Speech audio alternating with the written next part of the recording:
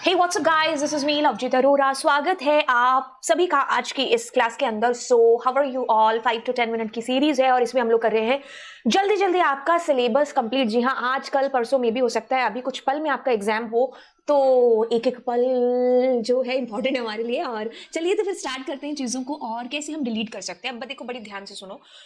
मैं same syllabus आपका complete करा चुकी हूँ। आप पॉडकास्ट पर जाकर के डिटेल में चीज़ें देख सकते हैं और इस क्लास के अंदर या इस सीरीज के अंदर हम फटाफट सिलेबस कंप्लीशन की बातें हैं जिसको कर रहे हैं। ओके, सो अब हम करते हैं बात और कैसे हम डिलीट कर सकते हैं कॉलम को, उसको हम लोग देखते हैं। तो चलिए, हाउ टू डिलीट। सबसे पहले बात करते हैं कि डिलीशन के लिए है क्या। यार, या तो कॉलम है और या आपके पास रो है, क्योंकि डेटा फ्रेम में दो ही चीजों का खेल है ना। कॉलम के लिए आप एक्सेस 1 है जिसकी बात करते हैं, और रो के लिए आप एक्सेस 0 है जिसकी आप बात करते हैं। ये पिक्सल थोड़ा सा खराब है तो 0 समझ में आ रहा है ना। ओके, तो कॉलम के लिए एक्सेस 1, रो के लिए एक्सेस 0। अब ध्यान से सुनिए, आप इसको कैसे याद करेंगे। जैसे जैसे मैंने शुरू में जब मैंने कभी पैंडास पढ़ा था तो मुझे याद ही नहीं हो रहा था यार, axis 1 is for column, axis 0 is for row. Oh yes, आपको कैसे याद करना है। आप कहते हो COL, तो बस 1 is for axis, 1 is for column, और रो ओ मतलब 0, यानी कि हम किसकी बात कर रहे हैं, एक्सेस 0 की, और रो की बात कर रहे हैं। ऐसे आप शॉर्टकट याद कर सकते हो, ठीक है। ओके, अब हम बात करते हैं कॉलम को डिलीट कैसे किया जा सकता है। तरीका नंबर 1, देखो एक फंक्शन है जिसका नाम है ड्रॉप। इसके तहत हम डिलीट कर सकते हैं कॉलम को, ठीक है। मैंने यहां पर लिखा अपने डेटा फ्रेम का नाम डॉट। अब आपको क्या लिखना है, अपने कॉलम का नाम, ठीक है। और क्योंकि तो ये कॉलम है, दैट इज द रीजन आपको एक्सेस इज इक्वल टू 1 देना ही है जो पढ़ेगा। कोई आपके पास चारा नहीं है, ठीक है। इसको आप प्रिंट में लिख लीजिए, ठीक है। नहीं तो आपको in place is equal to true या DF इज इक्वल टू लिखना पड़ेगा, वो प्रैक्टिकली बताती हूँ। बट अंडरस्टैंड कि कैसे हम डिलीट करते हैं, फंक्शन कौन सा इस्तेमाल होता है। दूसरा तरीका यहाँ पर आपका आता है कि DF डॉट, आपने कहा पॉप, और यहाँ पर अगर आप किसी कॉलम का नाम लिखते हैं तो वो डिलीट हो जाएगा, ठीक है। तीसरा तरीका आपके पास में आता है डेल, और अब आप डेटा फ्रेम के अंदर यहाँ उस कॉलम का नाम लिखेंगे तो वो डिलीट हो जाएगा डेल कीवर्ड के थ्रू। ये बेसिक पाइथन की दोनों चीजें हैं। बाकी डेटा फ्रेम के अंदर बुक्स में और आपके आंसर की जो CBSE की आएगी, हर किसी ने इस मेथड को फॉलो किया हुआ होगा। बट इट्स प्रोग्रामिंग, हम अलग तरीकों से भी कर सकते हैं। वो लॉजिकली रीजनिंग जो है उसकी वो करेक्ट होनी चाहिए, और हम यहाँ पर उसी मेथड को अचीव कर रहे हैं कि हमें कॉलम डिलीट करने के लिए बोला है, तो हम पाइथन का सहारा लेकर के पॉप फंक्शन और डेल के थ्रू भी इसको डिलीट कर सकते हैं। अब जब हम बात करते हैं रो की, रो में हमारा फंक्शन यूज होता है ड्रॉप, एज इट इज जैसे कॉलम में यूज होता है। तो हमने लिखा DF डॉट ड्रॉप। अब आपको यहाँ पर उस रो का जस्ट नाम लिखने की जरूरत है। एक्सेस 0 आप नहीं भी लिखोगे तो भी चल जाएगा, क्योंकि बाय डिफॉल्ट वो रो को ही डिलीट करेगा। ये एक बेसिक फंडा था, मेथड था, जो आपको समझ में आ गया कि हम किन किन तरीकों से, किन किन फंक्शन से ये चीज है जो कर सकते हैं। अब हम इसको प्रैक्टिकली देखते हैं। सबसे पहले तो मैं आपको DF डॉट ड्रॉप, अब कॉलम को डिलीट करना बताती हूँ। यहां पर मैंने लिखा अपने कॉलम का नाम। अब देखो, मैं जैसे ही इसको डिलीट करूंगी नहीं होगा। रीजन क्या है, रीजन आपके पास में सीधा सा एरर आई है। रीजन है ये इस तहत की एक्सेस इज इक्वल टू 1 आपने नहीं लिखा। चलिए हम एक्सेस इज इक्वल टू 1 भी लिख ही देते हैं। अब मैं जो चीजें बोल रही हूँ ना, उनको कान खोल करके सुनिए। कैसे कान खोल करके, आपके पास में ये डिलीट नहीं हुआ है। तरीका 1, या तो आप क्या करो, इसको प्रिंट में डाल दो। देखो, बहुत बार बताने के बाद भी बच्चा इस चीज को नहीं समझता है, तो आप सारी दुनिया की दुख तकलीफें छोड़ करके पहले इस 4-5 जो लाइनें मैं आपको बताने वाली हूँ ना 1-2 मिनट में, उनको ध्यान से सुनो कि क्या चीज इंपॉर्टेंट है। ड्रॉप सीख गए हो, बट क्यों आपका आउटपुट नहीं आया है। देखो, ड्रॉप जो फंक्शन है ना, वो टेम्परेरी बेसिस पर आपके डेटा फ्रेम के कॉलम को डिलीट कर देगा, ठीक है। जैसे मैंने लिखा यहां पर, एक बार 7 नंबर लाइन का प्रिंट हटाते हैं। 8 नंबर लाइन में मैंने लिखा ड्रॉप फंक्शन। अब देखो, ये जो 8 नंबर लाइन का आउटपुट आएगा ना, इसमें आपको वो डिलीटेड दिखाई देगा।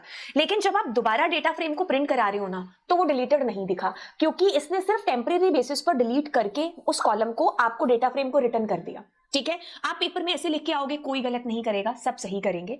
लेकिन जैसे ही आप इसको प्रिंट के बाहर लिखोगे तो वो डिलीट नहीं होगा, क्योंकि ये सिर्फ रिटर्न करता है, ठीक है। तो रिटर्न की वजह से आप या तो इसको प्रिंट में डालो, या फिर ऐसा कर लो आप DF इज इक्वल टू, तो इससे भी आपको डिलीटेड डिस्प्ले होगा, डिलीट होने के बाद डिस्प्ले होगा। अब मान लो आपने ये भी नहीं लिखा, तो आप क्या करिए, तो आप in place is equal to true का यूज है जो करिए, ठीक है। इससे क्या हो जाएगा, इससे आपका एक्चुअल जो डेटा फ्रेम है ना, उसमें डिलीशन आपका हो जाएगा। तो आप चाहे प्रिंट में लिख लो, चाहे DF इज इक्वल टू करके लिख लो, चाहे इन प्लेस करके लिख लो, सारी चीजें सही ही हैं, ठीक है। तो ये आपको मैंने एक्स्ट्रा चीज बताई कि कई बार आप डिलीट करते हो बट डिस्प्ले क्यों नहीं होता है। या तो आपने इन प्लेस ट्रू नहीं लिखा, या आपने DF इज इक्वल टू नहीं लिखा होगा, या फिर आपने उसको प्रिंट में यूज नहीं किया होगा, क्योंकि ये फंक्शन रिटर्न करता है डिलीट करने के बाद में, ठीक है। लेकिन इन प्लेस ट्रू लगा दिया तो उसने उसी डेटा फ्रेम में डिलीशन कर दिया। ये हुई एक आम सी बात जो आपको पता होनी चाहिए थी। अब देखो क्या चीज है, यहाँ पर ड्रॉप और एक्सेस 1 मैंने लिखा और इसने डिलीट कर दिया। अब मेरी कहानी आती है कि मैं एक से ज्यादा कॉलम को डिलीट कर सकती हूँ, तो मेरा आंसर होगा ठीक यस, क्योंकि मैं यहाँ पर एक लिस्ट के अंदर लिखूंगी कि भाई मुझे इस कॉलम को डिलीट करके दे दो। जैसे मेरे पास में यहाँ 4 ही कॉलम है, तो मैंने 2 का नाम लिख दिया, तो एक लिस्ट दे दी, तो वो दोनों डिलीट हो गए। तो यहाँ तीसरे का नाम लिखोगे वो भी डिलीट हो जाएगा। तो इस तरीके से आप एक से ज्यादा कॉलम्स को डिलीट कर सकते हो, ठीक है। ये अगली चीज आपको याद रखनी है। अब कई बार क्या होता है कि हम उस कॉलम का नाम नहीं जानते कि भाई किसको मुझे डिलीट करना है। अगर हम उसका इंडेक्स देंगे तो भाई यहां पर आपको ठीक एक एरर दिखने वाली है। बात यह है कि अगर आपने लेबल दे रखे हैं तो आप यहां पर लेबल ही दोगे, आप यहां पर 0 1 2 3 नहीं दे सकते। अगर आपने लेबलिंग नहीं कर रखी अपने इंडेक्सेस की और रोज की, तब आप 0 1 2 3 दे दो तो कोई दिक्कत नहीं है। बट इस केस में आपको लेबलिंग दे रखी है तो आपको लेबल ही देने पड़ेंगे। ये तरीका हुआ कॉलम को डिलीट करने का। अब इसके अलावा जो मैंने 3 तरीके बताए, जैसे मैंने कहा डीएफ पॉप और मैंने यहां पर मार्क्स को डिलीट कर दिया, ठीक है, आप ऐसे डिलीट कर सकते हो।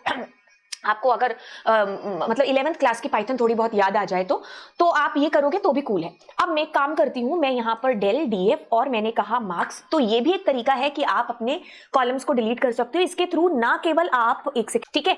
तो मैंने जैसे ही इसको एग्जीक्यूट किया तो वो आपकी चीज डिलीट हो गई। तो ये 2 मैंने एक्स्ट्रा तरीके बताए। अब हम बात करते हैं कि हमारे रो को कैसे डिलीट किया जा सकता है। तो DF is equal to DF dot in place, DF is equal to, वो सारे मेथड तो इसमें भी सेम रहेंगे।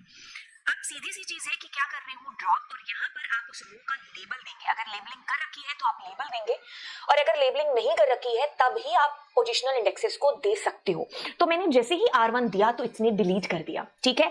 अब बात कुछ इस तरीके से है कि आप अगर एक्सेस 0 नहीं भी लिखते हो तो भी कोई दिक्कत नहीं है, लिखोगे तो भी कोई दिक्कत नहीं है, बिकॉज इट बाय डिफॉल्ट रो को ही डिलीट है जो करेगा। अगर आप एक से ज्यादा रोज को डिलीट करना चाहते हैं तो आप यहाँ पर R2 या जो भी रो आपको डिलीट करनी है, आप उसको ऐसे लिस्ट के तौर पर दे करके उसको डिलीट करवा सकते हैं।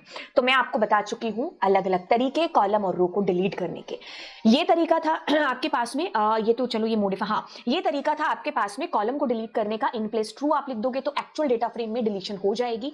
बाय डिफॉल्ट ये जो है रो को डिलीट करता है, तो दिस इज द रीजन कि आपको एक्सेस 1 लिखना पड़ेगा कॉलम के केस में। एक्सेस 0 नहीं भी लिखोगे तो भी चल जाएगा, ठीक है। तो आपने R1 लिख दिया और इन प्लेस ट्रू एक्सेस 0, ये भी सही है। आपने एक्सेस इंडेक्स लिखा है 0 की जगह, वो भी सही है। और अगर आपने इंडेक्स इज इक्वल टू लिखा है वो भी सही है। मतलब अगर आप यहां पर कहते हो इंडेक्स इज इक्वल टू, तो भी ठीक है कि आपकी रोज को उनको डिलीट करेगा। बट अगर आप यहां पर कॉलम को डिलीट करते हो, जैसे मैंने लिखा क्लास, तो मैंने कहा ना कि एक्सेस 1 लिखना है। अगर एक्सेस 1 की जगह अगर आपने यहां पर कॉलम्स भी लिख दिया ना तो भी कोई दिक्कत नहीं है। अगर आप एक्सेस लिखना भूल गए तो कॉलम्स लिखोगे, देखो उसने क्लास को डिलीट कर दिया, ठीक है। तो वैसे ही आप इंडेक्स भी लिख सकते हो।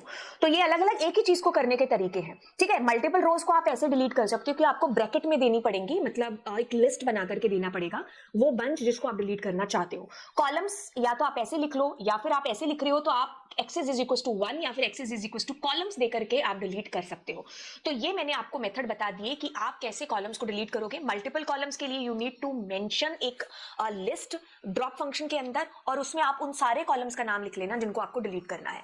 आपके पास row 0 is for axis 0 is for row and axis 1 is equal to columns के लिए आता है, ठीक है। तो अगली क्लास में हम रीनेमिंग है जिसको करना सीखेंगे। आई होप आपको ये चीज अच्छे तरीके से मैंने बता दी है। तो चलिए फिर मिलते हैं अगली क्लास में। Bye bye all. चैनल को जरूर है जो सब्सक्राइब कर दीजिएगा, दोस्तों के साथ में शेयर भी है जो कर देना। Bye bye all.